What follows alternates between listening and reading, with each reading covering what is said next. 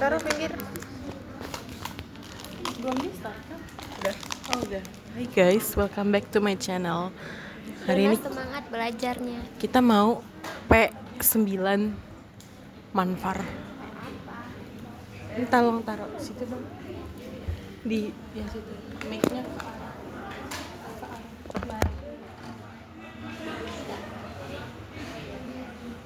Udah semua ini. Berarti ada yang nggak hadir.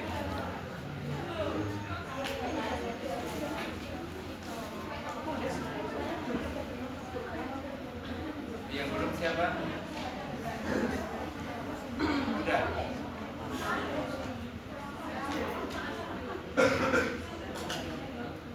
Saya tutup ya.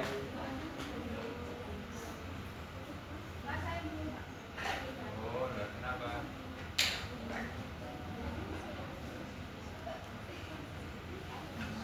Kita maju sini Kak.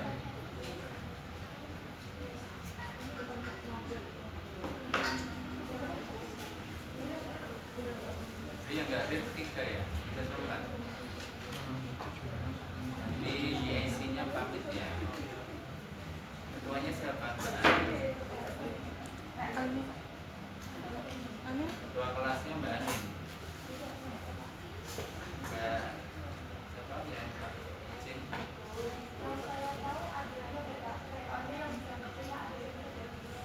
Mbak.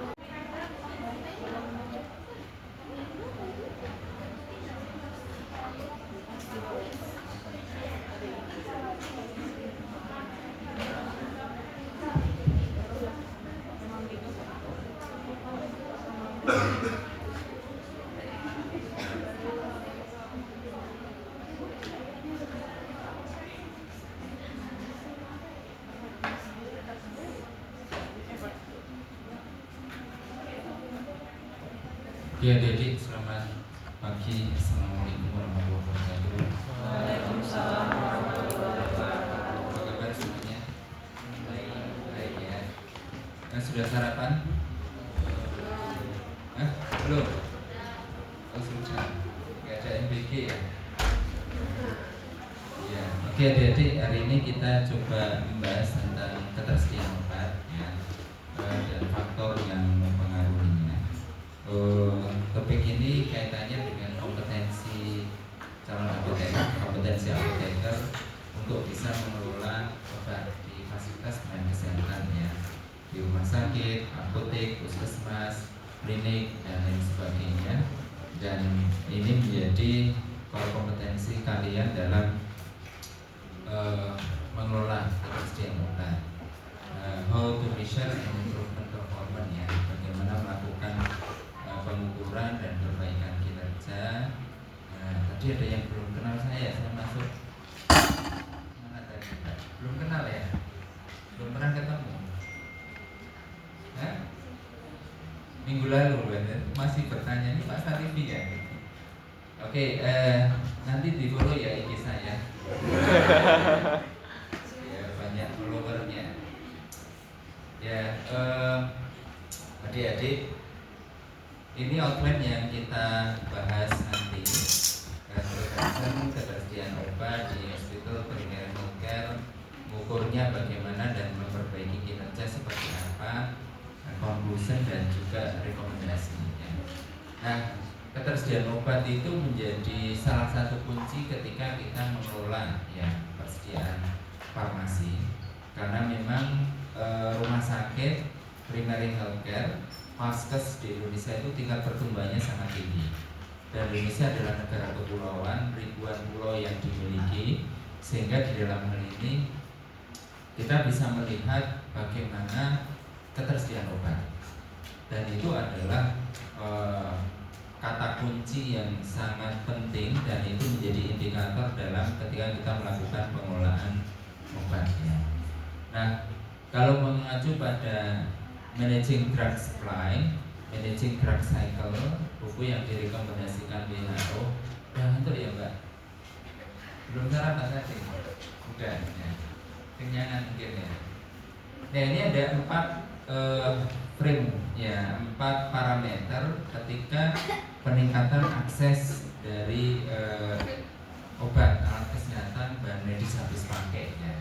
Harapannya memang medical product dan services itu harus safe, efikasinya baik, cost efektif, dan kualitas mutunya harus dijaga, sehingga accessibility, availability, acceptability, dan affordability itu adalah menjadi parameter utama dalam upaya meningkatkan akses framework dari obat dan medis habis pakai ataupun alat kesehatan.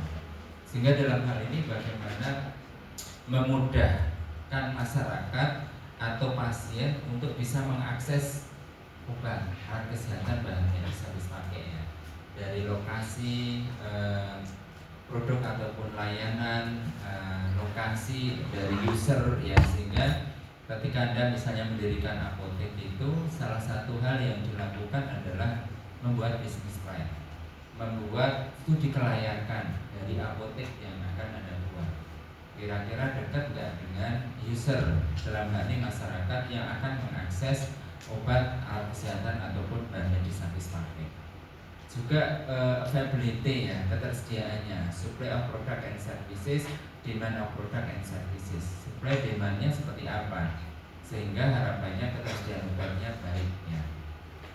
Kemudian acceptability, masyarakat memang ini harapannya bisa menerima dengan baik produknya, karakteristik produk dan layanan, attitude and expectation dari user itu seperti apa, sehingga memang ketika kita akan menghasilkan produk, ketika ada di industri farmasi, riset pasar yang dilakukan yang utama adalah what need and demands dari customer.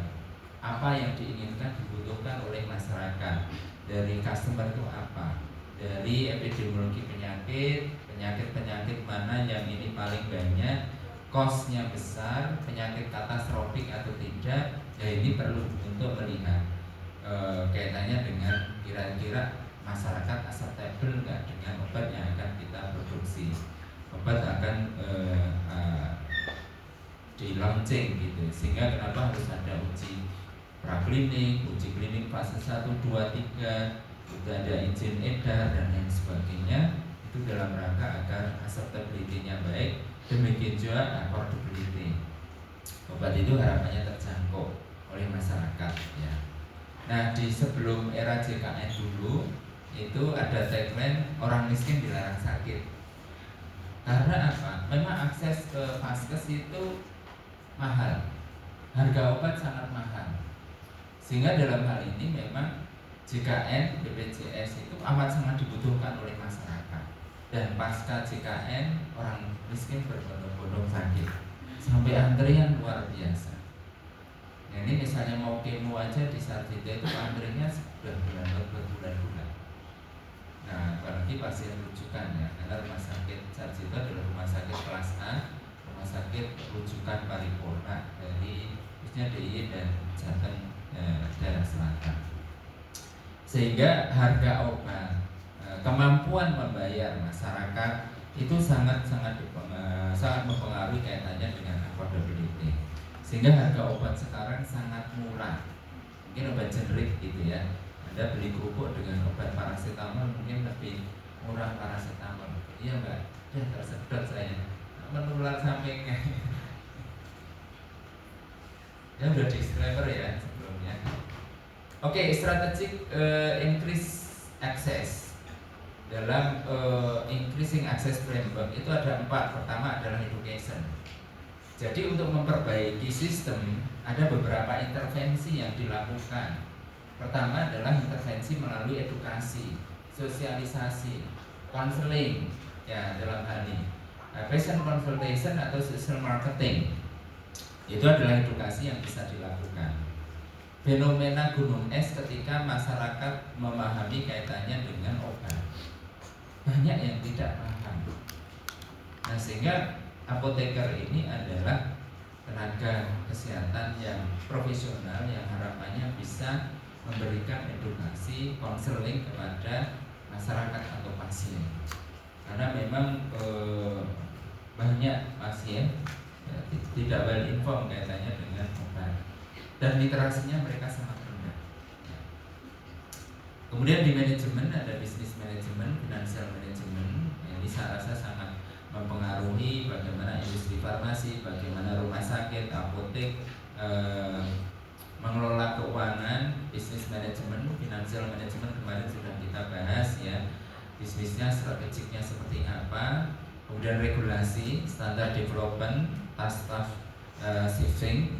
Jadi kenapa adanya izin edar, adanya formularium, procurement dan lain sebagainya. Itu adalah merupakan regulasi-regulasi kebijakan yang amat sangat mempengaruhi aksesibilitas obat, affordability obat. Kenapa Badan POM juga harus ada izin edar, uji praklinik dan lain sebagainya.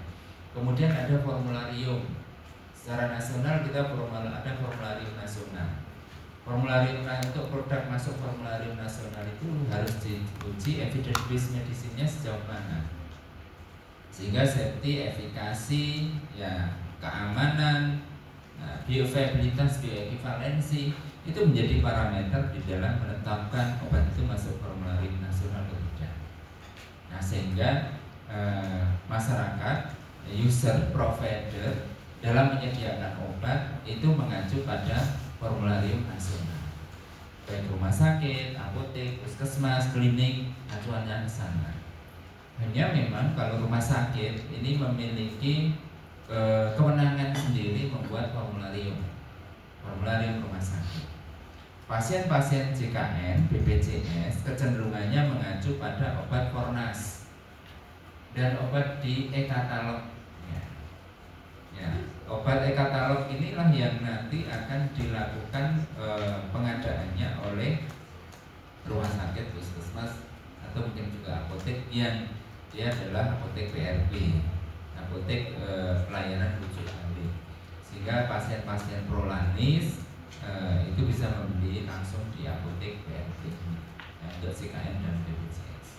Nah sehingga regulasi ini amat sangat mempengaruhi kaitannya dengan increase access framework.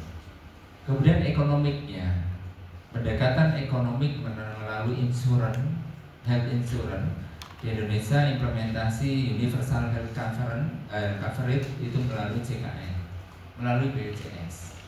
Nah sehingga di dalam hal ini dengan BPJS affordability dari obat itu luar biasa murahnya.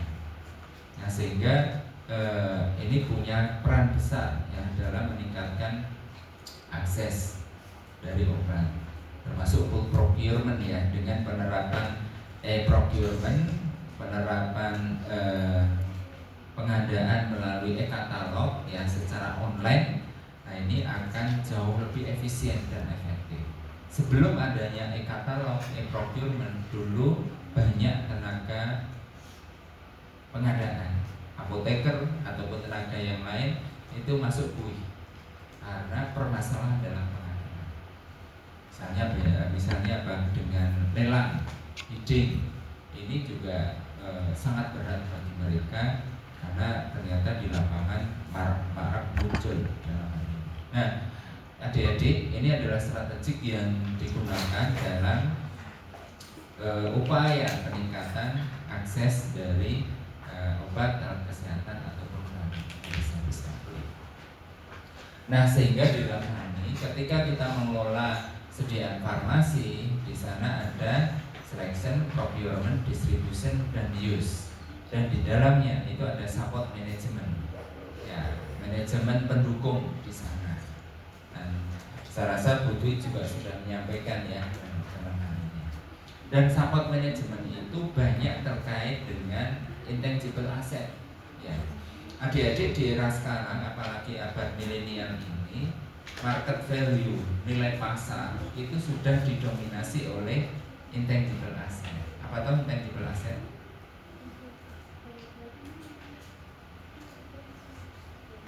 Oh Mbak Rani sendiri. Apa intangible asset? Yuk yang paling lucu. Apa intangible asset?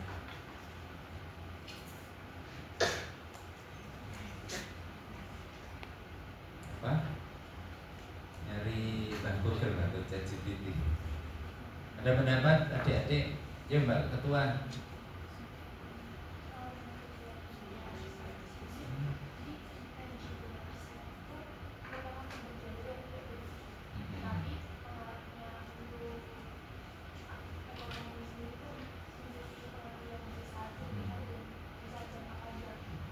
Contohnya apa? Konten. Terus edaran, merek dagang, brand, apalagi. Itu sudah pada output-outputnya. Tapi bagaimana dengan input proses? Ya, di sini ada human capital, ya.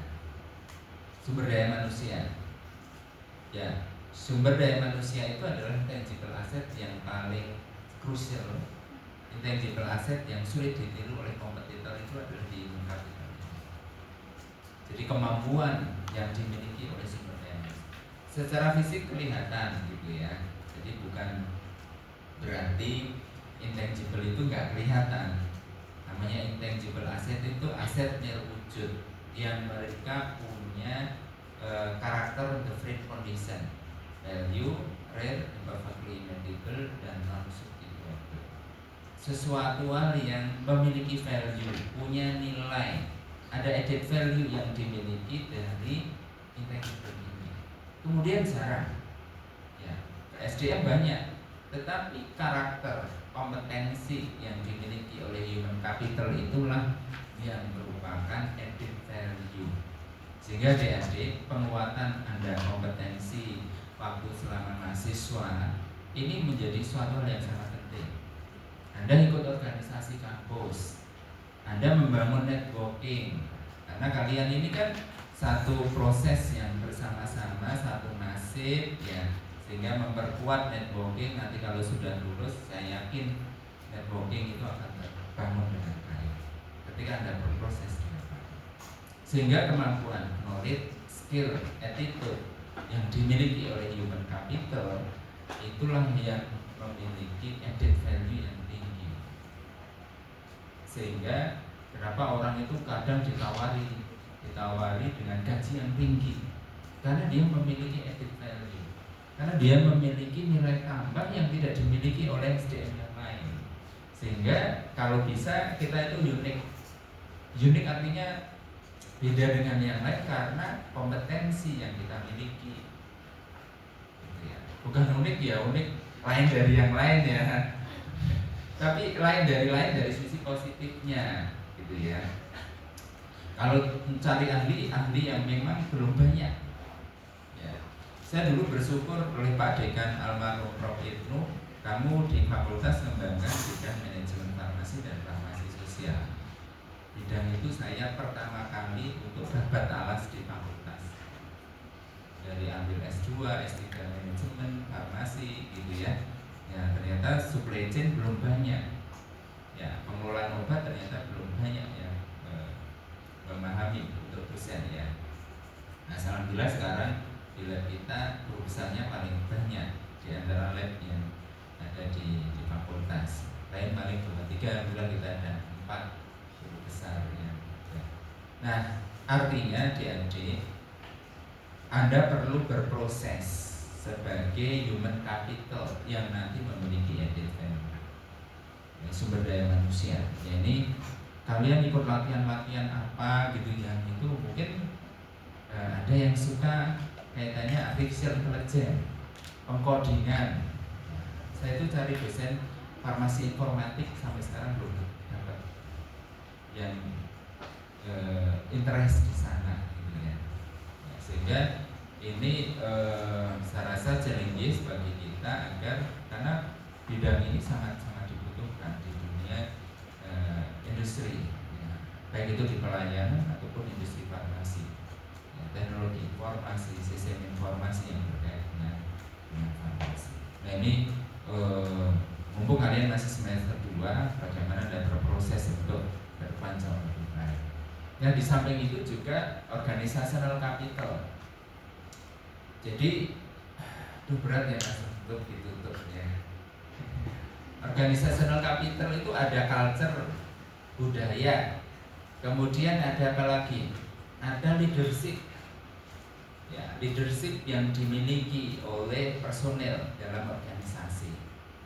Kemudian ada lagi apa? Adanya teamwork. Kemudian adanya alignment. Ya, alignment antara holding, corporate dan level bisnis dan fungsional.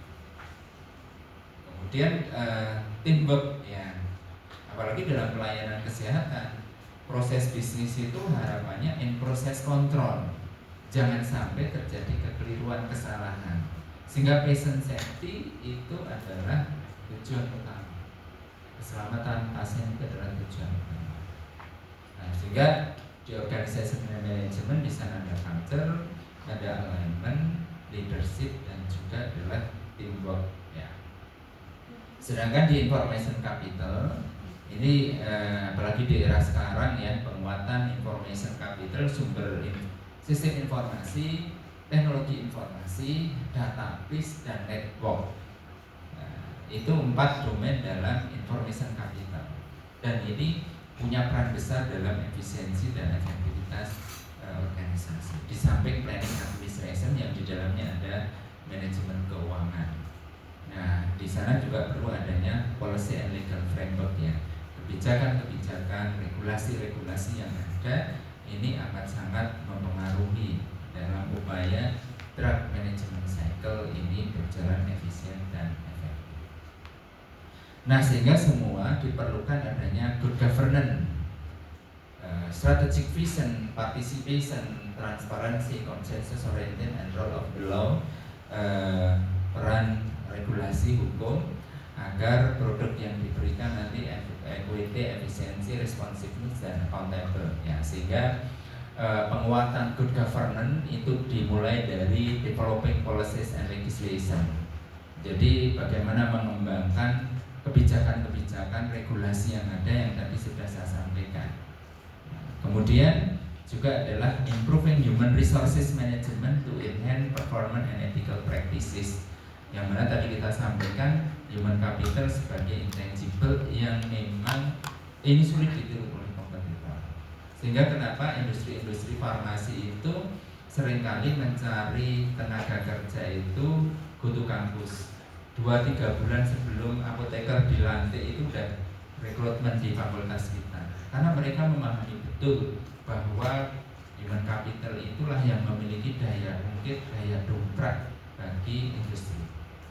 Sehingga ya alhamdulillah kita bersyukur kerjasama dengan industri farmasi menjadi sangat kuat. Saya berpikir bagaimana membangun akademik pharmaceutical industry hub yang ini nanti agar teman-teman mahasiswa alumni itu cepat juga mencari kerja. Karena karena saya lihat 50-60% tulisan kita itu cenderung diserap ke industri farmasi. Nah ini apalagi cowok-cowok ini biasanya pengennya ke industri, tapi cewek malah dominan karena memang jumlahnya lebih banyak ceweknya ya. Kemudian strategi organizational structure for appropriate decision making authority and oversight. Jadi penguatan struktur organisasi dan incorporating good governance practices into system and process. Ya, ini governance framework. Nah, adik-adik, kita pernah melakukan riset ya, mengevaluasi kaitannya pengolahan obat di beberapa region di Indonesia. Mungkin lebih dari 20 kabupaten kota yang kita riset pada waktu itu, baik itu di rumah sakit, apotek ataupun juga di distrik dinas kesehatan kabupaten kota. Nah, contohnya seperti ini tentang ketersediaan obat. Ini ada 6 kabupaten kota ya. Ada Maluku Tengah, Kabupaten Garut, kemudian Oki, Mataram, Tulungagung, dan Kupang. Ada yang dari daerah Maluku Tengah? Ada ya. Dari Garut? Jarang-jarang ya ke sini. Oki, Sumatera Selatan, Lombok, ada ya. Mataram, biasanya yang satu dua. Ada, Mataram mas. Ya, NTB di depan ya. Tulungagung, Kupang. Oke, dari 6 kabupaten kota itu menurut Anda ketersediaan obatnya yang paling baik yang mana?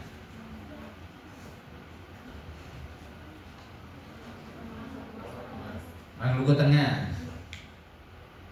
Tolong angkat tangan ya, Maluku Tengah. 1, 2,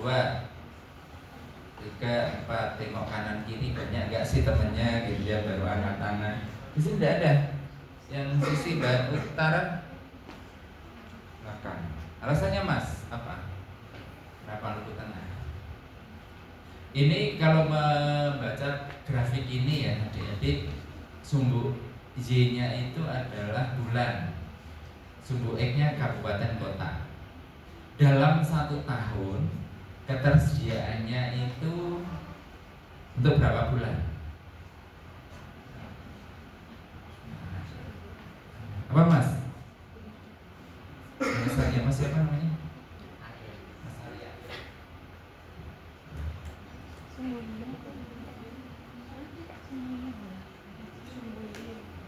Menurut saya karena dari grafik bisa dilihat bahwa Kabupaten Maluku Tengah itu ketersediaan obatnya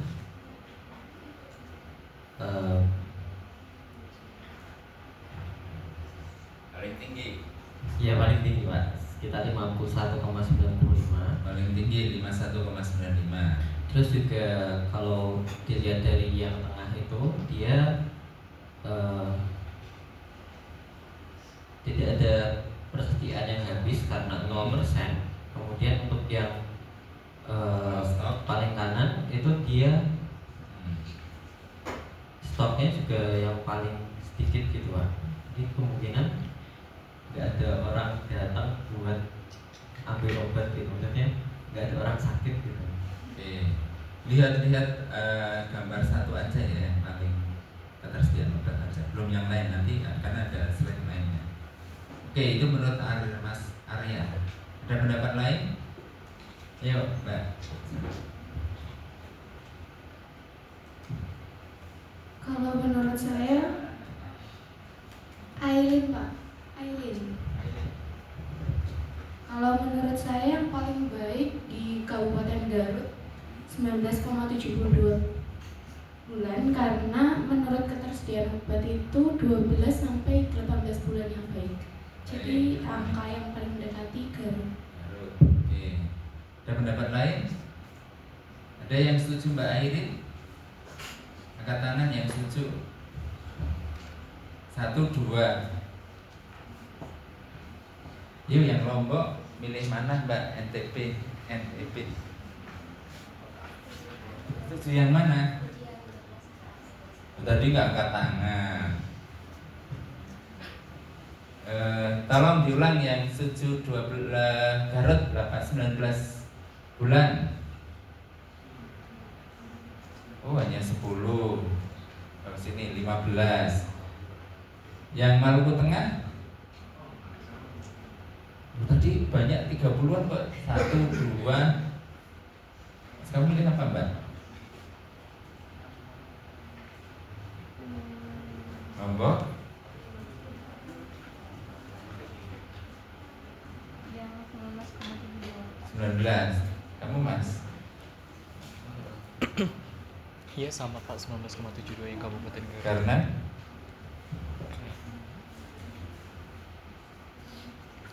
kenapa Mas? Apa namanya? Arda. Ada.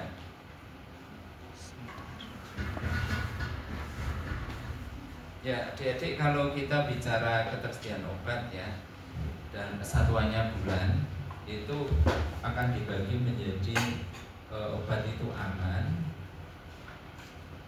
ketersediaannya. Obat dalam bulan per tahun. Jadi aman, berlebih,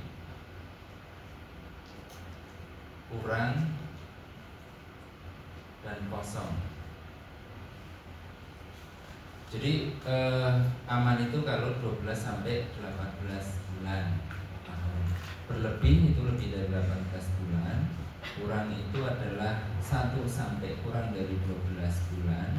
Dan kosong itu kalau kurang dari 1 bulan. Itu baru dikatakan ketersediaannya aman, berlebih, kurang, atau kosong. Nah artinya kenapa dalam 1 tahun itu ketersediaannya 12 sampai 18 bulan. Nah memang dalam 1 tahun kan hanya 12 bulan ya. Sehingga ini ada 6 bulan itu digunakan untuk safety stock dan masa lead time. Masa lead time itu apa? Masa tunggu ya. Jadi obat kita pesan sampai obat itu datang kembali itu adalah lead time. Ya, masa tunggu lead time-nya. Dan safety stock itu stok pengaman. Berapa safety stock yang dibangun? Biasanya 3 bulan. Nah itu tergantung kalau lead time. Kalau di Pulau Jawa mungkin nggak sampai 3 bulan gitu ya. Sehingga kalau saya sih strict ke 12 sampai 15 bulan. Tapi pemerintah masih memberikan masa 6 bulan untuk lead time dan safety stock. Karena memang masalah di daerah-daerah 3T gitu ya, tertinggal, terluar gitu ya, dan terdepan itu memang untuk mengakses ke sana tidak mudah. Ya, kadang harus menggunakan darat, laut, udara. Nah, sehingga memang lead time biasanya cukup panjang. Nah, apalagi kalau ini 51 atau 52 bulan. Ini terlalu banyak. Adik-adik coba lihat expired date obat. Paling hanya 2 sampai 3 tahun. Nah, ini kan 52 bulan itu kan hampir 5 tahun. Ya, 4 tahun lebih kan ya. Sehingga potensi obat expired itu tinggi. Nah, sehingga kecenderungannya ini adalah overstock. Apalagi yang di Mataram itu hanya cukup untuk 7 bulan, 7,63 bulan. Artinya ada masa 4,37 bulan kekosongan obat. Pasien tidak mendapatkan obat. Ini kan lebih miris lagi ya. Sehingga memang ketersediaan obat itu menjadi indikator utama dalam melakukan pengelolaan obat. Sehingga pasien ketika butuh obatnya ready, namun kita juga harus membangun inventory yang baik, jangan terlalu berlebih karena potensi rusak, hilang, expirednya sangat tinggi. Bisa dipahami ya untuk ketersediaan obat, Mas Andri, Arya. Ya. Nah, memang di sini terjadi stock out. Stock out itu kekosongan obat. Nah, yang lain kosong-kosong ya, paling banyak di Mataram. Kabupaten Garut masih ada 0,8%, terasa kecil. Di sini low stock, stoknya itu rendah gitu ya, kurang. itu paling tinggi memang di Kota Mataram. Nah, di Garut masih muncul ya. Namun di indikator lain bisa dilihat di sini ya, adik-adik. Ada stok aman. Stok aman ini paling tinggi adalah di Garut, baru oke. Nah, kemudian overstock paling tinggi jelas di Maluku Tengah karena sampai 4 sampai 5 tahun tadi. Dan indikator efisiensi itu terlihat dalam inventory turnover ratio. Masih ingat pekan lalu ya, kita bicara analisis keuangan, indikator yang paling efisien adalah, udah lupa pekan lalu. Kayaknya butuh kuis ini, minggu depan kuis ya. Semakin tinggi semakin efisien. Paling enggak 8 sampai 12 kali bisa diterima gitu ya. Dari ini memang belum ada yang bagus, tapi paling enggak Garut bisa mendekati indikator 8 kali dalam satu. Idealnya ya minimal itu 1 kali berputar dalam 1 bulan. Nah, sehingga 12 kali dalam 1 tahun. Nah, ini hasil yang lain ya untuk ketersediaan obat. Untuk primary healthcare ini memang cenderungnya overstock, apalagi di luar Pulau Jawa gitu ya. Hanya beberapa yang di Mataram malah ini understock. Jadi apoteker itu lebih tenang gitu ya, obatnya banyak gitu ya. Nah, namun ini tidak dikatakan efisien dan efektif. Sehingga harus menjadi perhatian bersama ya. Nah, ini semuanya cenderung lebih dari 18 bulan. Apalagi inventory turnover ratio itu cenderung di bawah 12 kali per tahun ya. Memang di Pekalongan bagus ini 20 kali dalam 1 tahun. Di luar Pulau Jawa memang cenderung rendah-rendah, bahkan rata-rata hanya 1 kali dalam 1 tahun. Nah, sehingga dari analisis ini mana yang stoknya paling aman itu yang abu-abu itu ya, daerah yang stoknya paling aman. Yang bermasalah banyak adalah yang oranye, yang understocknya cukup tinggi. Nah, ini di Jambi, di Mataram ini cukup tinggi obat yang mengalami understock. Ini termasuk kaitannya dengan loss inventory ya, obatnya dead stock, expired ataupun rusak. Dead stock itu gimana? Stok mati apa? Selama 3 bulan atau lebih tidak ada permintaan, tidak ada persetan. Nah, ini termasuk obat yang expired, yang rusak, hilang. Nah, district health office di Dinas Kesehatan Kabupaten Kota juga mirip ya dengan untuk Mas. Di Dinas Kesehatan Kabupaten Kota juga mirip dengan primary healthcare. Jadi untuk Dinas Kesehatan ini adik-adik suplai obatnya mensuplai ke puskesmas atau obat program ke rumah sakit juga. Nah, ini adalah suplainya di Dinas. Sedot bahasanya untuk terus berhenti ya. Nah, itu di distrik ya. Ini kaitannya dengan inventory statusnya juga mirip. Nah, di hospital itu tingkat ketersediaan obatnya lebih baik dibandingkan dengan di primary healthcare ataupun distrik. Ini rata-rata sudah di 12 sampai 18 bulan ya. Namun memang inventory turnover ratio-nya ternyata masih relatif rendah ya, di bawah 12 kali dalam 1 tahun. Ini inventory status analisisnya. Dan memang karakteristik rumah sakit itu juga mempengaruhi ketersediaan. Dari sisi kelas rumah sakit A, B, C, D, kemudian ini rumah sakit akademik atau non akademik, Mbak, Thailand ya. Atau rumah sakit pendidikan non pendidikan ya, public or private hospital, itu ternyata juga mempengaruhi kaitannya dengan ketersediaan obat. Nah, faktor yang mempengaruhi ternyata macam-macam. Ada yang kaitannya dengan mayoritas, ini dominasi dari accuracy of drug selection. Jadi akurasi dalam melakukan seleksi obat dan rencana kebutuhan obat. Nah ini memang menjadi dominan ya, walaupun mungkin kaitannya sistem informasi manajemen, human resources-nya, periodical monitoring, evaluasi, efektif komunikasinya yang kurang baik gitu antara named nakes atau antar tenaga kesehatan yang ada. Nah ini juga mempengaruhi ya.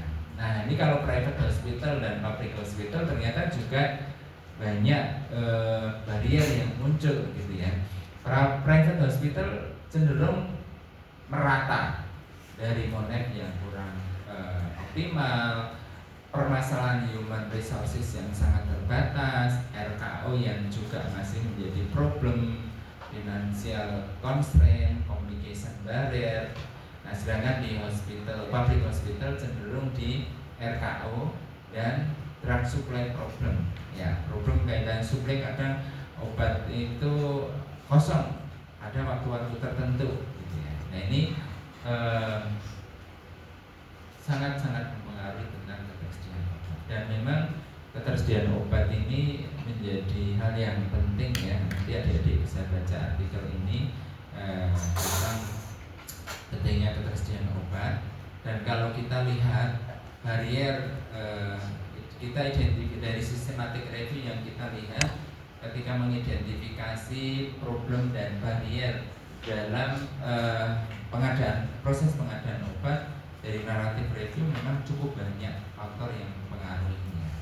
Baik itu dari sisi kompleksnya proses perencanaan dan pengadaannya, kaitannya dengan komite farmasi dan terapi yang beberapa belum ada, planning difficulty result ya, karena memang sulitnya dalam merencanakan dan juga lemahnya prosedur, administrasi, metode dan kalkulasi dalam menyusun rencana kebutuhan obat, juga implementasi dalam e-procurement. Nah ini ternyata menjadi masalah tersendiri. Nanti adik-adik bisa baca barrier dari selection, planning, kemudian procurement, purchasing, organizing, sistem informasi ataupun human resources. Sampai sini adik-adik ada yang mau ditanyakan? Silakan.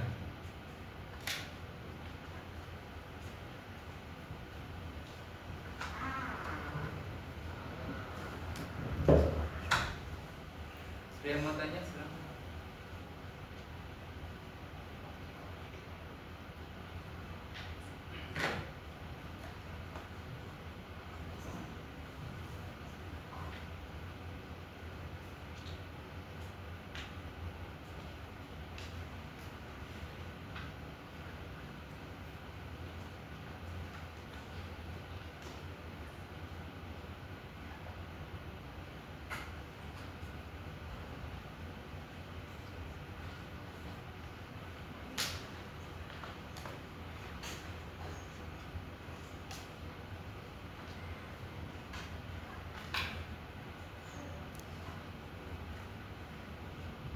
Bisa dipahami ya? Saya terlalu cepat enggak? Atau terlalu pelan? Bisa dilanjutkan? Baik. Oke adik-adik, pertanyaan utama adalah how to measure and improve performance. Dari pengolahan obat tadi sudah kita sampaikan ya beberapa problem permasalahan yang ada. Dan saya rasa kalimat dari Peter Drucker ini sangat cocok ya. If you can measure it, you can improve it. Jadi dalam organisasi, dalam bisnis, dalam mengelola sistem, kalau kita itu tidak memiliki ukuran, if you can improve it, if you can measure it, you can improve. Jika kita tidak memiliki ukuran-ukuran, maka kita tidak sulit untuk melakukan improvement, sulit untuk melakukan perbaikan. Dalam kehidupan ini memiliki indikator. Ya, manusia punya indikator. Kalau ngantuk apa? Menguap, gitu ya. Atau tiba-tiba rekluk, gitu ya. Kalau lapar gimana? Perutnya keroncongan, lemes, ya. Termasuk mau kemana naik motor, bensinnya di E, full atau di tengah, sehingga kita bisa memperkirakan kita kira ke kampus itu cukup nggak bensinnya, sehingga perlu beli atau tidak. Nah, indikator itu sangat diperlukan, termasuk mengelola organisasi. Adik-adik mengelola bisnis, mengelola apotek, mengelola instalasi farmasi, industri farmasi, fakultas pun kita memiliki indikator kinerja. Di mahasiswa gimana rata-rata nilai IPK? IPK sekarang itu udah ada inflasi IPK ya. Komplot itu udah enggak wow gitu ya, karena mayoritas komplot. Nah, sehingga adik-adik key performance indikator itu adalah indikator kinerja yang sangat diperlukan dalam mengelola organisasi. Kalau Anda nanti punya bisnis, punya industri farmasi, punya industri kosmetik, punya apotek, makanya perlu key performance indikator. Itu sebagai ukuran, itu sebagai measure ya, untuk melihat bahwa organisasi yang kita kelola itu sehat atau tidak. Seperti kemarin di manajemen keuangan kan kita sudah tetapkan indikator keuangan apa saja. Lupa. ROE, ROA, apalagi NPM, net profit margin, inventory turnover ratio, gitu ya. Kalau kartu pabrik nanti harga saham perusahaan, ya itu sarapannya jatuh banget. Nah, ini parameter atau indikator yang digunakan, termasuk bagaimana kita mengelola obat. Indikator apa yang kita perlukan di sana, sehingga indikator itu diperlukan dalam melakukan pengolahan obat. Sehingga kalau kita bicara manajemen proses, ada input, ada proses, ada output. Masing-masing itu memiliki parameter, masing-masing memiliki indikator. Anda mau masuk fakultas farmasi UGM, apa syaratnya gitu ya? Indikatornya apa? Oh, lolos seleksi dengan skolastik, kemampuan kimia, biologi, dan sainsnya kuat gitu ya. Rapot rata-rata ternyata minimal 91 gitu ya. 2 tahun terakhir rata-rata tapi dari SNBP, tapi dari standarisasi ya, standarisasi. Artinya kalian tuh masuk di sini udah 3% terbaik gitu ya. Dari 100 hanya 3 yang terima. Nah, yang daftar cukup banyak, 5 ribuan ya. Nah, di sana ada standar compliant, proses ada indikator, standar lainnya, standar atas standar yang ditetapkan dalam proses, dan outputnya juga ada indikator dan ada standar. Nah, setiap indikator itu memiliki standar. Seperti kemarin yang kita bicarakan dalam keuangan, ROE berapa standarnya? ROA 12% misalnya. NPM 5-7,5% minimal. Berapa ITOR-nya? 12 kali dalam 1 tahun. Itu adalah standar yang menunjukkan oh, organisasi ini baik, keuangannya baik, sustain, ke depan bisa memperoleh profit ya. Sehingga dari indikator itu menjadi parameter utama. Nah, termasuk input proses output dalam pelayanan kesehatan. Ya, inputnya bahan obat, pasien. Prosesnya ada diagnosis, peresepan, peracikan obat. Outputnya sembuh atau tidak? Angka kematiannya meningkat tidak? Permanent disability-nya berapa? Nah, ini patient safety bisa diimplementasikan tidak? Nah, ini adalah input proses output yang semuanya itu perlu ada parameter, indikator, dan adanya standar. Nah, sehingga kita perlu pahami tentang strategik manajemen model manajemen strategik. Nah, adik-adik, kami harap kalian tuh punya roadmap strategik, baik itu short term, mid term, ataupun long term. jangka pendeknya apa sih? Dalam 1-2 tahun apa? Oh, paling nggak saya lulus IP 3,5, 3,6 misalnya. Jangka menengahnya apa? Oh, lulus apoteker, menikah, dapat kerja dulu atau menikah dulu? Kalau dikasih nikah dulu, ditolak ya. Kerja dulu gitu ya. Kenapa nggak menciptakan kerja? Nah, kemudian long termnya, kira-kira 20-30 tahun yang akan datang mau apa sih kalian? Apakah tetap mau bekerja sebagai buruh di industri? Ya, saya berharap mahasiswa farmasi UGM itu menjadi entrepreneur. Oke lah, Anda bekerja dulu untuk mengumpulin modal misalnya ya, tapi harus punya keinginan untuk membuat bisnis. Ya, entah itu kosmetik misalnya, apotek, produk herbal, ya, dari startup yang kecil-kecil yang banyak loh yang dimulai dari waktu mahasiswa. Nah, mulai semester 2-3 itu membangun startup teman-teman yang satu circle, yang satu visi, satu misi gitu ya, bareng-bareng, bagus. Ada dana bantuan dari fakultas untuk startup. Ini menjadi hal yang sangat penting. Saya dulu memang cita-cita saya ingin punya produk gitu ya. Tapi ketika saya masuk di apotek, ya paling nggak saya punya apotek. 10 tahun dari lulus saya baru bisa mendirikan apotek. Alhamdulillah sekarang ada 3 cabang, sehingga bisa mempekerjakan masyarakat. Sekarang mahasiswa magang PKPA silahkan magang. Nah, artinya kalian harus punya cita-cita sehingga ketika nanti udah usia 50-60 tahun ke depan, Anda sudah punya passive income. Passive income itu Anda tidak perlu bekerja, tapi cash flow udah masuk gitu ya. Nah, sehingga harus dirancang dari sekarang roadmap strategik Anda 20-15-20 tahun yang akan datang. Nah, sehingga harus ya kokon potensi yang kita miliki, kalian miliki itu apa?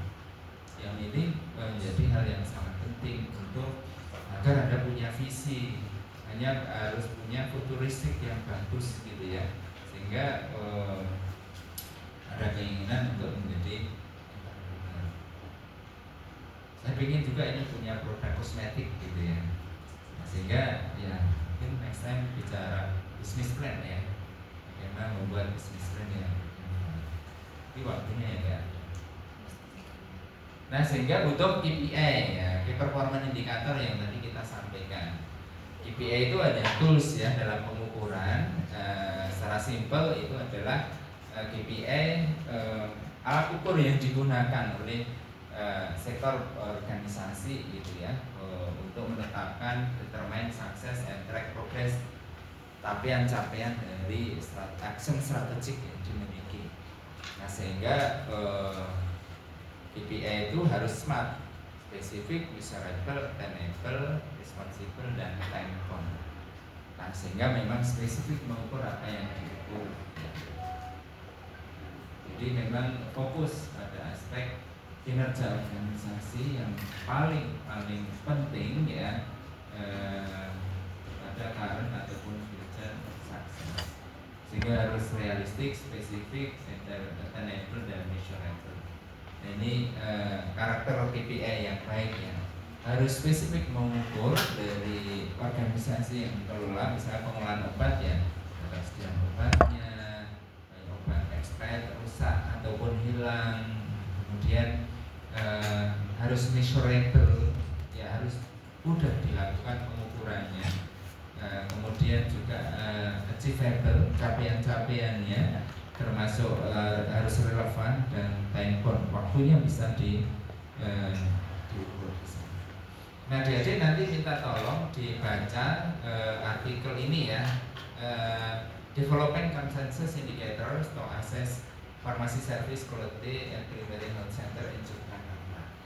Nah, ini Medicine Journal Medical Science riset yang kita lakukan tahun 2018-19 yang kita publikasikan di jurnal ini. Artikel ini memang riset yang kita lakukan waktu itu adalah menentukan ukuran kinerja dalam pelayanan kefarmasian di puskesmas, di primary healthcare yang pada waktu itu settingnya di DIY. Nah, sehingga dari metode yang kita lakukan pada waktu itu dengan metode Delphi yang termodifikasi gitu ya, sehingga kita memiliki 26 indikator tentang manajemen obat dan 19 indikator clinical farmasi dan 2 indikator overall performance. Nah, ini memang mungkin adik-adik nanti juga bisa baca buku kami yang kita buat tentang penilaian mutu pelayanan farmasi puskesmas. Nah, ini salah satunya juga membahas tentang bagaimana membuat konsensus developing consensus indicator di primary healthcare. Nah, ini contoh tabel yang proses konsensus indicator drug management yang kita lakukan ya. Karena di sini ada 3 round ya, 3 round, 3 kali melakukan pengambilan data dari awal, menyebar kuesioner kepada expert mereka yang minimal 3 tahun bekerja. Kemudian dari itu kita lakukan FGD dan pengisian kuesioner dengan menggunakan 2 parameter. Pertama adalah min, karena ini subjeknya adalah apoteker di puskesmas dan dinas kesehatan, artinya dari sisi kemampuan, knowledge, skill, attitude-nya bagus, homogen, sehingga ring nilai skala Likert-nya adalah 1 sampai 7. Dan ini akan diterima konsensus ini kalau min-nya minimal 70%, artinya 4,9. Dan interval quartile ring-nya IKR-nya I1 sampai I3 itu tidak lebih dari 1,25. Jadi misalnya nilai terendah ternyata 3, nilai tertinggi 7, berarti interval quartile ring-nya 7 kurangi 3, 4 itu berarti nggak ada konsensus. Artinya ini masih banyak perdebatan, tidak ada kesepakatan. Semakin dekat interval quartile ring-nya, artinya mereka sepakat bahwa indikator ini penting, indikator ini diperlukan. Dan memang dalam hal ini pentingnya peneliti yang dalam hal ini dianggap expert adalah mempertahankan indikator yang menurut praktisi itu nggak penting gitu ya. Sebagai contoh di sini misalnya di round 1 dan round 2 yang nilai IKR dan min-nya itu di bawah standar. Misalnya dari inventory turnover ratio, ini adik-adik bisa lihat ya, nomor 17 itu di round pertama ya, ini kan tidak masuk ini karena hanya 3,21 padahal minimal 4,9 karena 70% dari 7 kan 4,9. Di round kedua ini juga hanya 4,73 ya, di bawah 4,9 dan masalah interval quartile ring-nya 3. Ini pada waktu itu mau di drop, tapi kita ini sangat penting inventory turnover ratio untuk melihat efisiensi. Sehingga pada round ketiga itu sudah bagus 5,92 dan interval ring-nya hanya 0,5 ya, sehingga terjadi konsensus. Sampai sini ada pertanyaan adik-adik?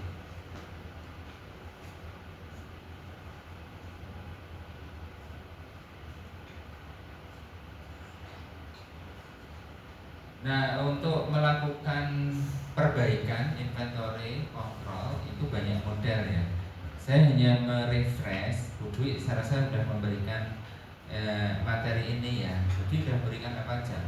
Pareto, PEN, EOQ, MMSL,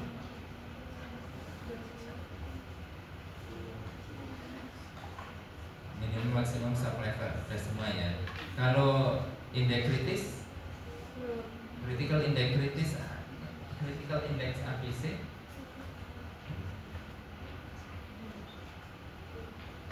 Ini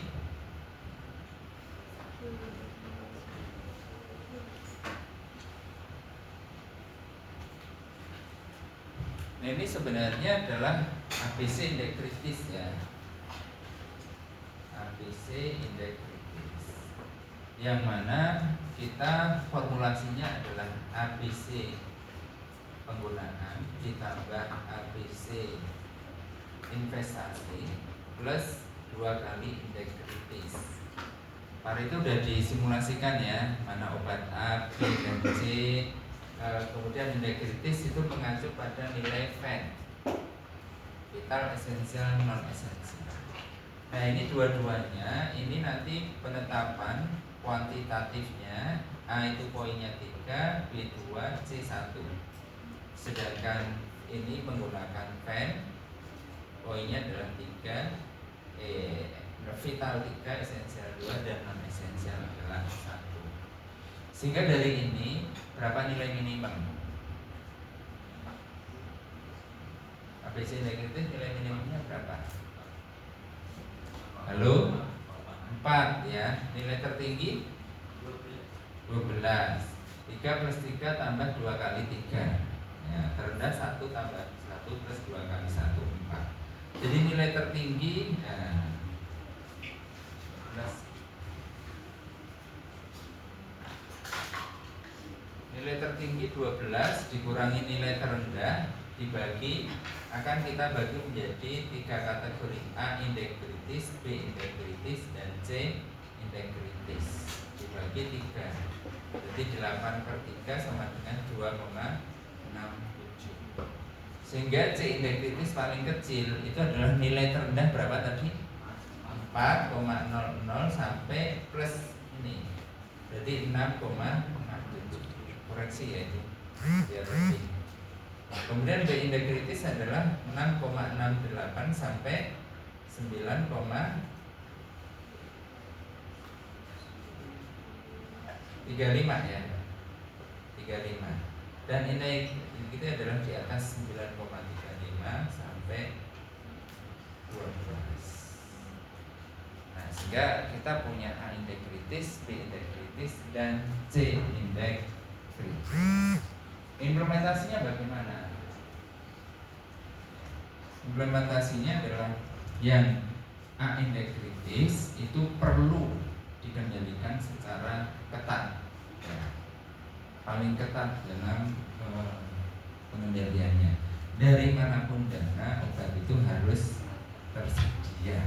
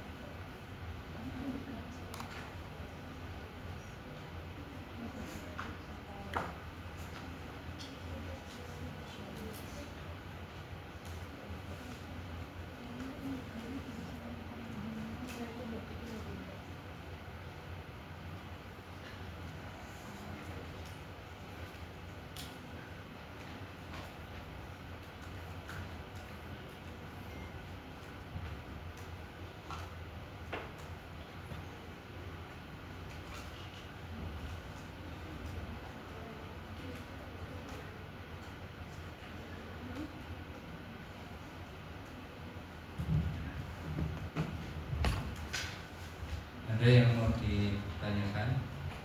Jadi Pareto itu cenderung ke product oriented, profit oriented ya, karena itu adalah kelompok yang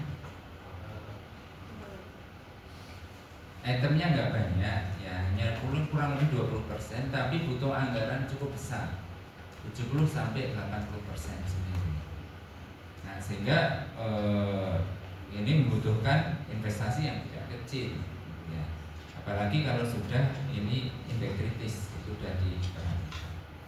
Sedangkan VAN ya itu adalah ke patient oriented, sehingga ABC indeks kritis itu sudah memperhatikan produk dan patient oriented, yang itu harus menjadi perhatian bersama.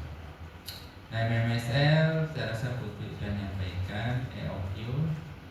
Nah, ini hasil riset yang kita lakukan ya dengan MMSL, riset di Sarjito untuk menetapkan nilai intervensi dengan MMSL, minimum maksimum stock level, yang mana ini adalah kuasi eksperimental.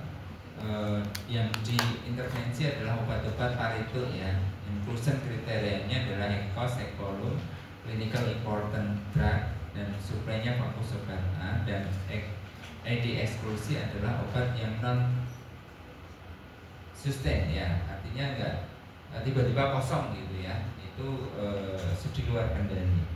Sehingga kemudian dianalisis yang dalam hal ini nilai inventory value, stock out value, dan event juga nilai inventory turnover ratio. Hasilnya seperti ini adik-adik. Ternyata dengan MMSL, minimum maksimum stock level di rumah sakit Sarjito, inventory value-nya dari sebelum dan sesudah intervensi itu 5 miliar menjadi hanya 2,87 miliar. Akhirnya turun signifikan secara statistik ya. Kemudian frekuensi terjadinya kekosongan obat ini juga turun dari 8 kali tinggal 2 kali, signifikan secara statistik. Dari nilai tidak signifikan secara statistik, tapi 75,5 juta ke 46 juta sekian, selisih berapa itu? 29 jutaan ya, lumayan tuh bayar UKT 4 tahun. Nah ini hanya ITOR mengalami penurunan. Nah ini namun ITOR 8 kali untuk rumah sakit pemerintah itu masih bisa diterima ya, dalam rangka untuk penguatan inventory control. Demikian juga dengan EOQ ya, ini service level. Service level itu dari resep yang masuk ke farmasi berapa persen yang bisa dilayani. Ini adalah service level. Nah, dari sebelum intervensi dengan EOQ hanya 91,95%. Kemudian dengan intervensi ini untuk obat kategori A yang diintervensi, tapi layanan untuk semuanya itu 99,4%. ITOR naik 3 kali juga, dari 0,57 kali menjadi 1,62 kali per bulan. Artinya sebelumnya kurang lebih 6, sekian kali menjadi hampir 20 kali lipat. Nah, untuk nilai persediaan obat A juga mengalami penurunan ya, dari 131 juta menjadi 27 juta. Nah, sehingga adik-adik ini adalah contoh dashboard kinerja.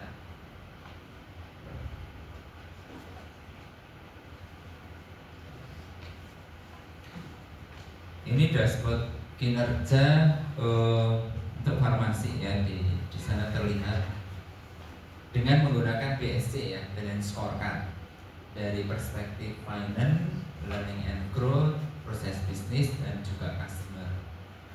Nah, di sana ada merah, kuning, hijau, itu nunjukin apa? Iya, hijau gimana Mas Arya? Bagus.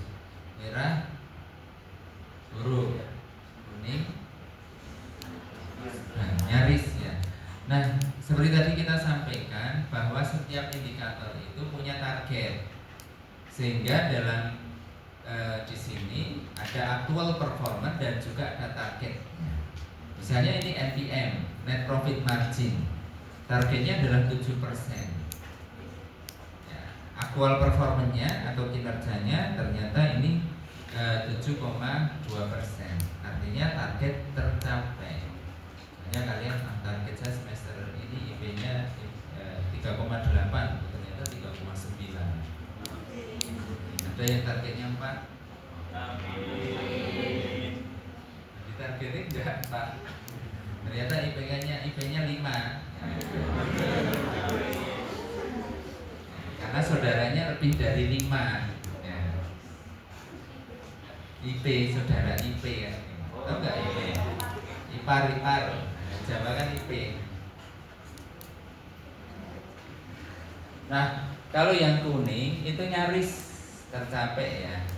Ya, seperti ini gross profit ya, gross profit margin targetnya 20% tapi aktualnya 19,5%. Nah, apa yang harus diperbaiki? Kalau kuning ini sebenarnya action yang tidak terlalu lama akan tercapai. Nah, intervensi apa atau strategi apa yang bisa dilakukan? Coba evaluasi margin. Jangan marginnya terlalu rendah, average marginnya. Atau tenaga kerjanya banyak yang korupsi. Kemarin kan sudah kita sampaikan ya, GPM atau gross profit margin itu kalau teori dengan prakteknya itu sama, artinya udah oke. Tetapi ternyata prakteknya itu lebih rendah dari teori margin yang ditetapkan, artinya banyak tikus. Karyawannya nggak jujur, pengelolaan obatnya buruk, banyak obat yang hilang, rusak atau expired, penjualan masuk kantong pribadi. Nah, ini menjadi masalah dalam pengelolaan obat, sehingga ini dalam waktu dekat akan tercapai. Nah, kemudian ini ikornya ternyata jauh ya, targetnya 12 kali ternyata hanya 8 kali.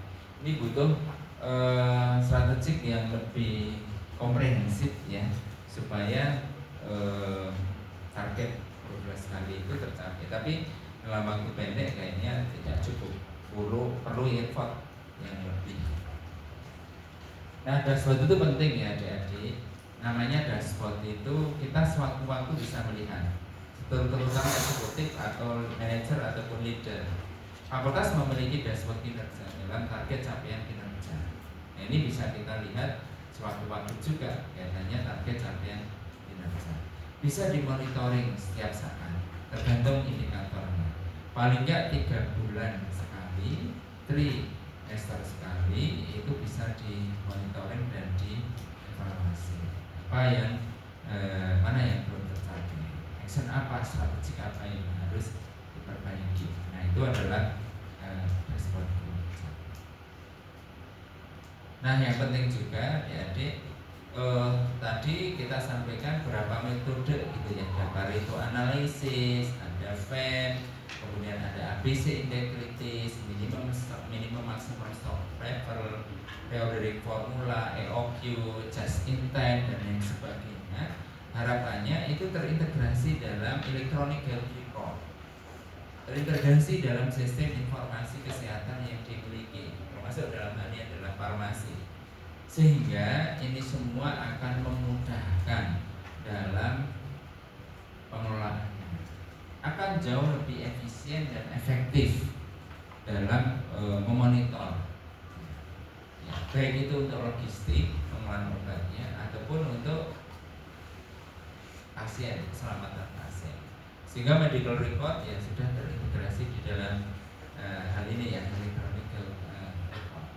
Ini misalnya dalam hal ini adalah di hospital, sehingga secara keseluruhan itu sudah terintegrasi betul dalam sistem. Yang sering sulit itu apa untuk implementasi sistem? Biasanya ketemu orang-orang yang bermutu, orang yang bermuka tua, yaitu biasanya pro status quo, artinya udah nyaman gitu, diperbaiki sulit sekali. Saya udah meresepkan enak-enak pakai tangan, ngapain harus pakai komputer? Ini biasanya udah senior itu udah sulit, sehingga seringkali dia harus didampingi oleh yang muda ya, dokter senior, spesialis, subspesialis di situ, dampingi perawat yang sudah di training untuk IT dan lain sebagainya, sehingga e-press rating, electronic press rating bisa terimplementasi dengan baik. Dan jangan disediakan resep manual. Kalau disediakan balik lagi ke situ, karena memang sudah pro status quo, sudah bermutu ya, sehingga untuk bergerak ke sana lebih. Misalnya orang tua kalian, simbah kalian ya, terutama simbah kalian kan sudah sulit itu untuk dikasih informasi. Oke, gitu ada pertanyaan adik-adik?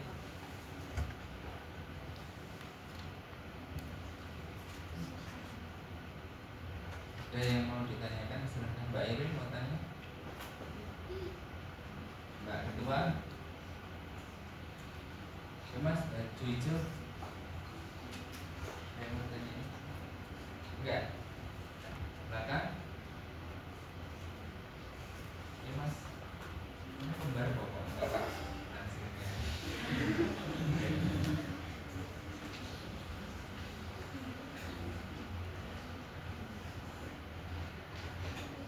Nah ini kemarin kita juga mengembangkan prototipe ya untuk tutorial Medication Management yang harapannya terintegrasi dalam sistem. Nanti bisa dilihat ini conclusionnya dari beberapa topik yang kita bahas dan riset yang kita lakukan tadi.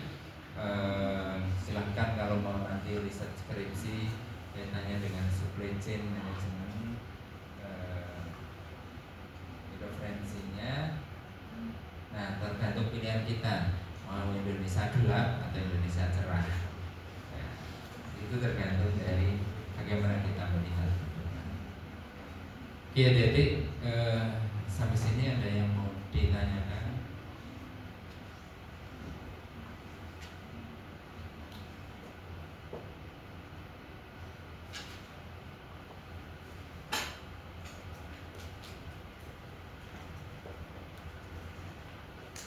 Kalau enggak, saya rasa hari ini cukup sekian ya untuk pertemuan kita. Next time pekan depan di jam yang sama ya. Siap-siap kalau ada kuis ya. Biar belajar.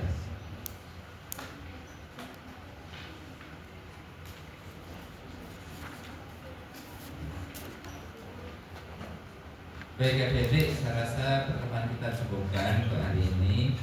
Kita jumpa lagi pekan depan dalam kondisi yang lebih baik dan sehat semuanya. Selamat pagi. Assalamualaikum warahmatullahi wabarakatuh.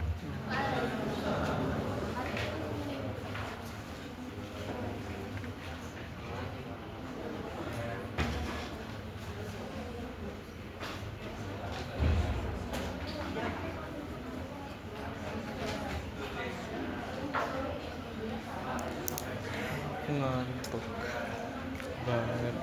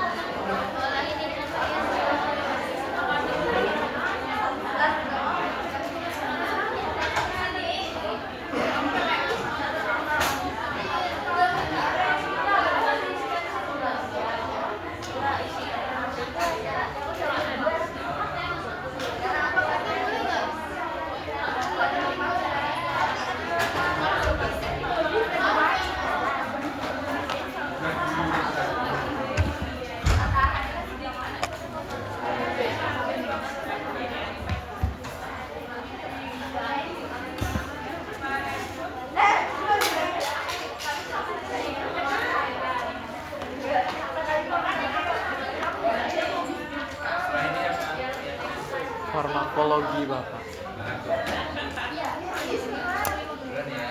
Ya.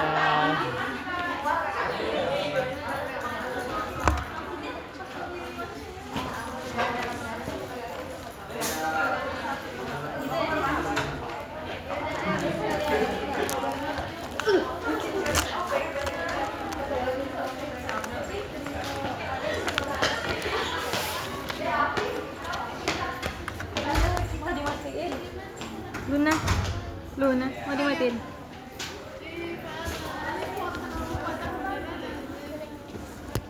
Kalau sakit perut sebelah kiri bawah itu apa?